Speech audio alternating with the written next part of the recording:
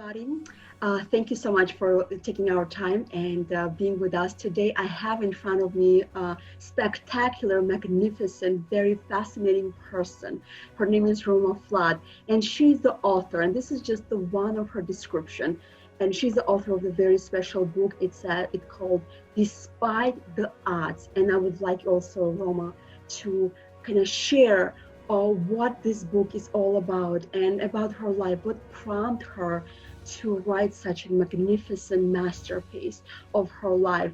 So Roma, tell us a little bit about yourself. Okay. Good morning, Ilona. It's lovely to be here and thank you very much for the invitation. First of all, let us know why you say good morning and where are you from?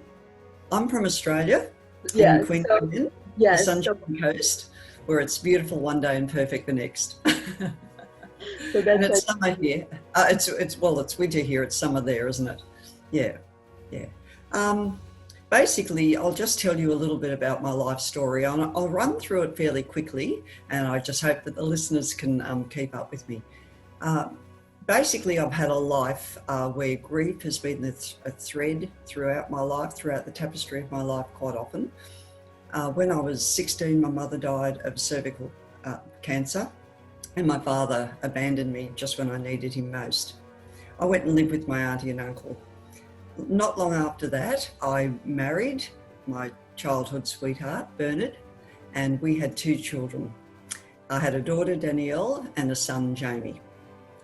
During the teenage years, my daughter was quite errant, and she was on drugs. She mixed with the wrong company, and it was quite a torrid time. But that was the catalyst that really pushed me towards God, because I really didn't know which way to turn. And so during that time, that's when I became a Christian. Not long after that, my daughter also became a Christian, which was just wonderful. And so life seemed to be quite good. But for her, even though she'd had 2 children to a partner who was also on drugs and hadn't come off the drugs like she had.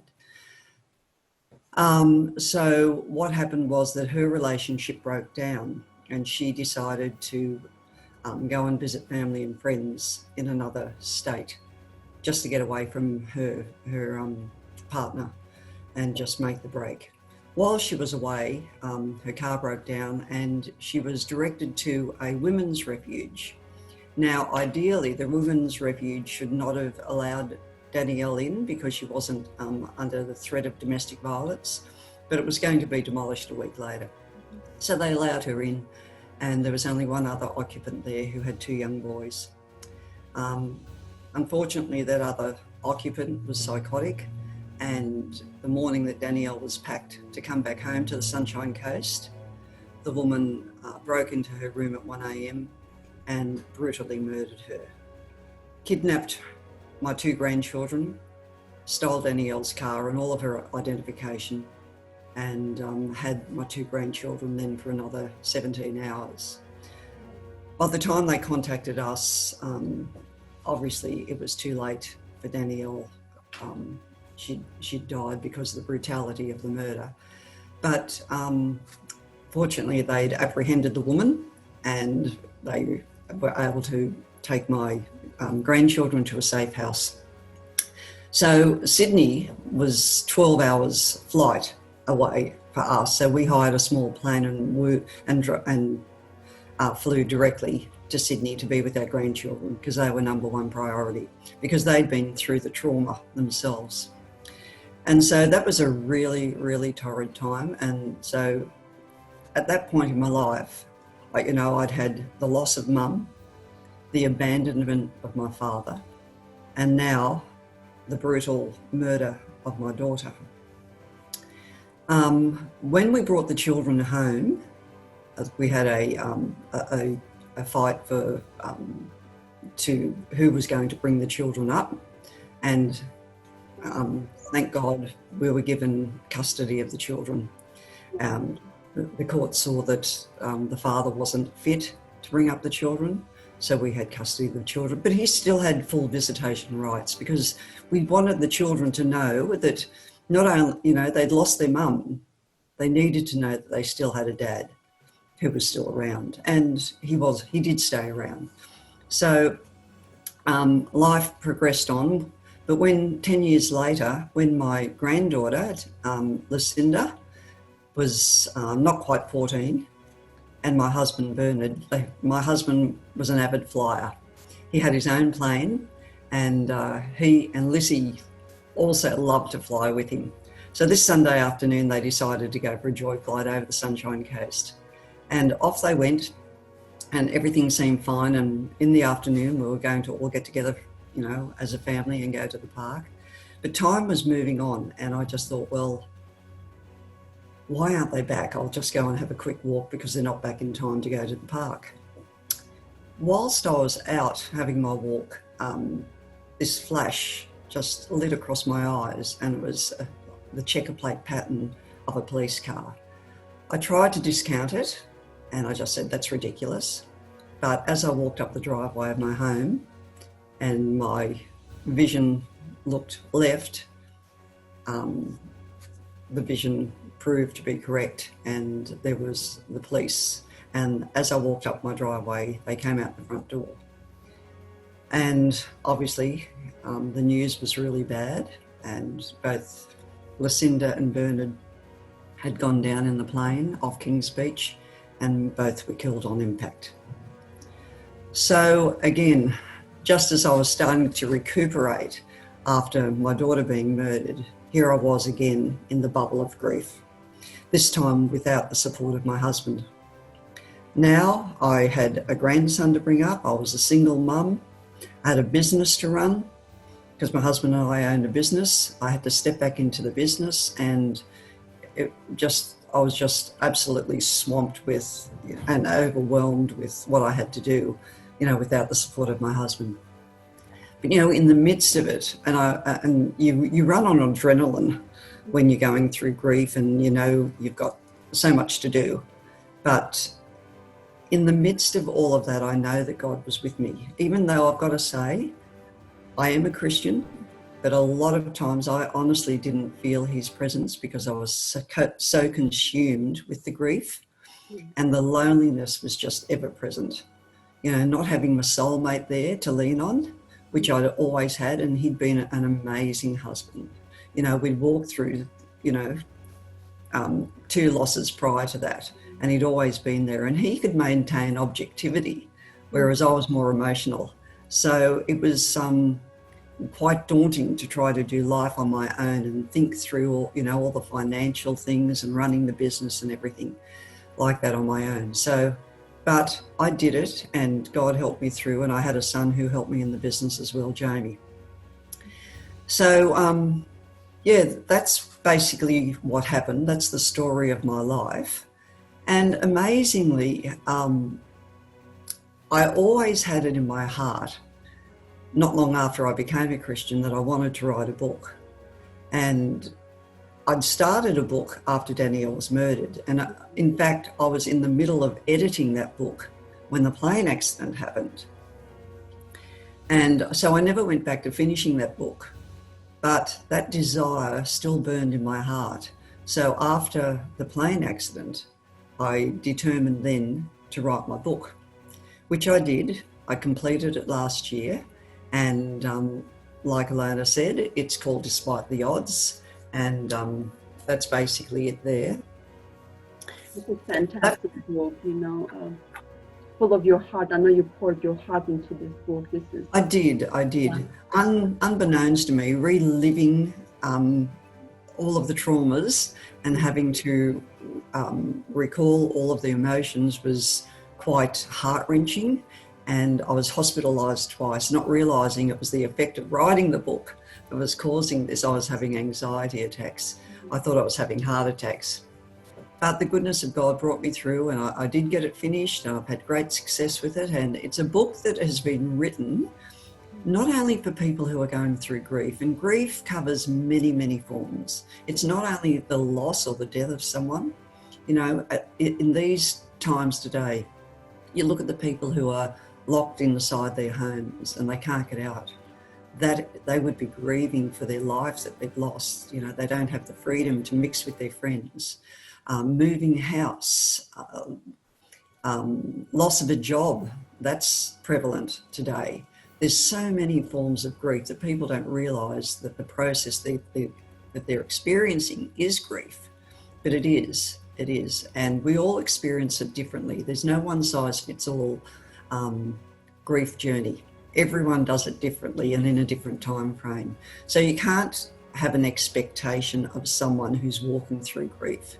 In fact, as a helper of grief, it's you can't tell someone, well, they should be thinking this or they should be doing that, because you really have no idea where they're up to on their own journey. And like I said, everyone does it differently.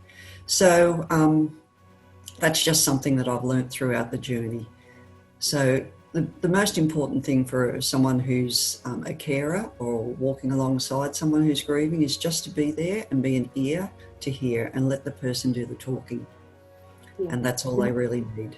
This is just absolutely, heart-filled stories, Roma, and people who never went through, and I pray that they will never go through this pain, will never understand that. So if I would ask you the question, like, what a biblical character will you associate yourself with? Who would that be? A biblical character? I suppose the first person would be Job. I was expecting you to say that. Yeah, and let me ask you this, what do you think God wanted to, what kind of message did you got from all of this, your life events? What have God spoke to you about? I know it's hard sometimes to see God's hand in that, and some people get mad, turn away from God, get so angry at him, and it's a natural, very natural reaction. So what message do you think God wanted to communicate with you? Yeah. Do you know? Look, it's very true with what you're saying, Ilona, that during the times of distress and anxiety with going through grief and the angst of trying to make decisions on my own, I felt like punching a hole in the wall. I really did. And that's the reality of who we are, Christian or non-Christian. Grief still hurts. Yes. But I know that God said that though we go through the valley of the shadow of death. So the operative there is that we go through it and he brings us out the other side. But the most important thing that I learned was learning to think about my thought life. Because your thoughts can set you up for a good day or a bad day. And we are the author of our day. We really are. And it's all about choices, good choices. And so, every time you give time and energy to a bad thought, it's a complete waste of time. It starts in your imagination, you verbalize it, and then you can't retract the words, and it affects your whole day. I know that for myself, of a night time, I really had to try to settle down and just focus on the good, which is extremely difficult at times. But the Bible does say to think of the good things and think of things that you are thankful for, and try to focus not on the things, but to focus on the Lord himself and to look to him, because he's the author and he's the finisher of our faith. And without him, we can't do anything. That's what the scriptures say. Apart from him, we can do nothing. And I have to vouch for it. We absolutely cannot do anything without him. The Lord said he never leaves us, even though we don't sense him sometimes. He never ever leaves us. He's always beside us, encouraging us, wanting us to be the best version of us that he created us to be. He died on the cross that we would have life and life abundantly. And people say, well, how can you smile? Well, God has brought me through, and his mercies are new every morning. The most important thing is not to focus on the past. Why live with regrets? Focus on the future and what God has for you up ahead, and focus on other people. You can dwell in the mully grubs all day and focus on yourself, and you will stay there. But if you start to reach outward, then you are blessed and other people are blessed. And that's such a wonderful thing. I receive all this energy from you. I think this is for everybody who sometimes victimize themselves for just small things like, oh, I lost the job, or I don't have a good parking lot, just small, petty things like that. And they do not see the whole picture, how blessed they are despite of when they lose the job, if the medical insurance is not working. So they can still see I am well. I still have my two amazing gifts that I open every day, and they're my eyes that God has given to me. That oxygen, we take so many things for granted, and I received every single thing that you were sharing with me. And I know I put you on the spot, Rana, but you have most amazing gift that I have recently discovered. And do you want to share about your special gift? You probably say which one, because I know you have so many. This woman is fantastic, very, very crafty and very extremely talented. So, we connect through the art, and when you share about your art things, you are a phenomenal artist. My goodness, I know I haven't asked you this prior to it, so but maybe for next time you can share your art with us. Okay, thank you, Ilona. Because sometimes through art, God, we can express more through the art than with our words, because this is another form of communication. That's why it's just like what God gives to us, and this is so important. And where did we meet? Did you? I think we met through the same. We met in a prayer group. And tell me, did you went through your through the Christian Leadership University also, and what is your doctoral? What was that question? Sorry. What is your doctoral about? Well, I haven't really done a doctorate in Christian University. I've just connected with their website, CWG Ministries. Yes. And Hearing from God, and that was years ago, and I've just kept in touch with them. And so I only discovered the Spirit Life Circles just recently, which is where I met you, which is wonderful. Which is wonderful. Yes, but you're going to be very soon. You're going to be leading that very That's soon. Correct. That's correct. Yeah. I'm so excited for you. You absolutely deserve it. I think you have God's anointing in you, and that's why I felt a little bit special. Something special in you. Sometimes people may speak, but sometimes power comes through the silence. And I felt the power was coming through you, this magnificent force. Sometimes God gave me so much confidence. Let me ask you this. Who is your life inspiration after so many things that you went through? Who was that person, or maybe it's a force that you kind of clicked and went, helped you to go through that pain? Yeah. And I would have to say without a doubt it was my husband. My husband he could always see things objectively, and he was such a wonderful support, and he always kept the balance and the peace within the home. And pursuing peace takes persistence and a lot of resistance. And he helped me to maintain that peace. And I just thank him, and I would draw from what I had learnt from him after my daughter's death, after the plane accident. And often I would think to myself, now what would Bernard do? And he really was, just my role model. He really was. I have to give all honour to him. Yes. But yeah. This is amazing. And Roma, sometimes they usually say it takes one to know one, but I really wish and I really pray that people will not go through this tragedy and just grieve. But sometimes the things are inevitable. There's something that we wake up tomorrow and we do not know what's expecting to us. And you were mentioning something about power of thoughts and the words.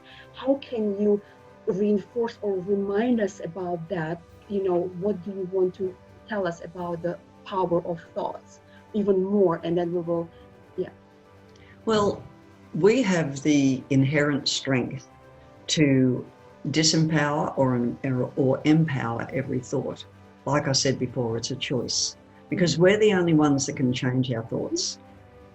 And like I said also, they can set you up to utterly destroy or utterly enjoy your day. You have that power. And it is a long process to change your thought patterns, but it's well worth it. And so you have to get hostile and tell the negative thoughts to go jump. Yes. And then literally see that thought disappear and take on a positive thought. You know, seeing really is believing. And it takes a lot of practice when you go through loss and grief and any hardship for that matter, as we all know. It starts in your imagination, but seeing is believing. And once you see something, it will come to fruition. So it's a matter of practicing and reiterating the positive thoughts, speaking them out loud as you walk around the house.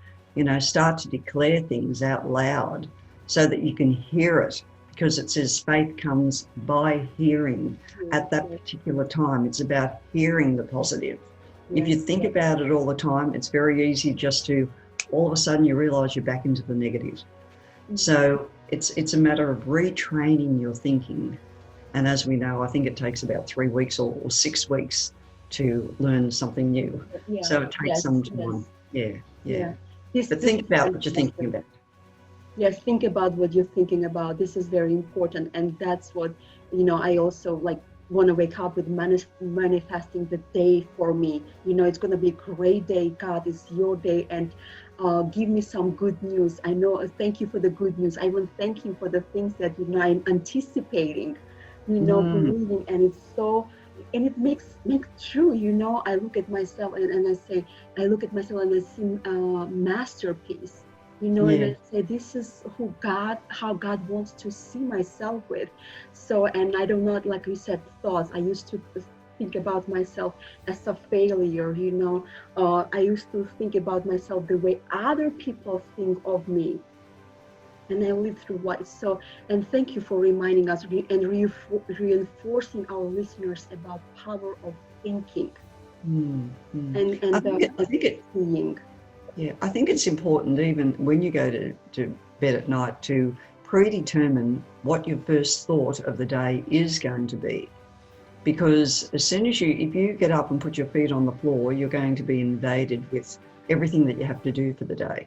And then all of a sudden you're in that negative mode. So if you predetermine the night before that as soon as I open my eyes, this is what I'm going to think about, this is what I'm going to be thankful for, you start the day well. Yes, that's excellent. Roma, we're just saying goodbye to you, but you know, you're going to be our repeat guest. I know you have a wealth of some special messages that, you know, you communicate so close with God. And I think it's very important in nowadays not to be afraid to hear from God, that he's still speaking, he's still alive, he's still actively involved in our daily operations. And I would really want you to reinforce that and through your life connect every single listeners to their problems, to their grief, and help them to go through. And guys, you have to also, there's another book is coming with Roma's story in there that you will have to also read it. So I want to also like encourage you to purchase the book and just see how God is going to speak to you from the gentle heart that where Roma is pouring it out. Thank you so much, Roma, for everything, for your time, for your spirit, for your being so courageous in the times of loss and grief. This takes the enormous amount of courage that it probably has to come from God. That's all I can reason. So God bless you. And like we say now, like they say in Australia, good day, mate. That's it. And it's evening here, so we want to wish you the great day in Australia, and we will see you again another time. Thank you so much. And just if people wanted to know where to purchase the book, you can buy it on Amazon in hardcover or ebook, or on any Audible or audio sites if they want to listen to it. So thank you very, very much for having me today. Our pleasure. We loved it.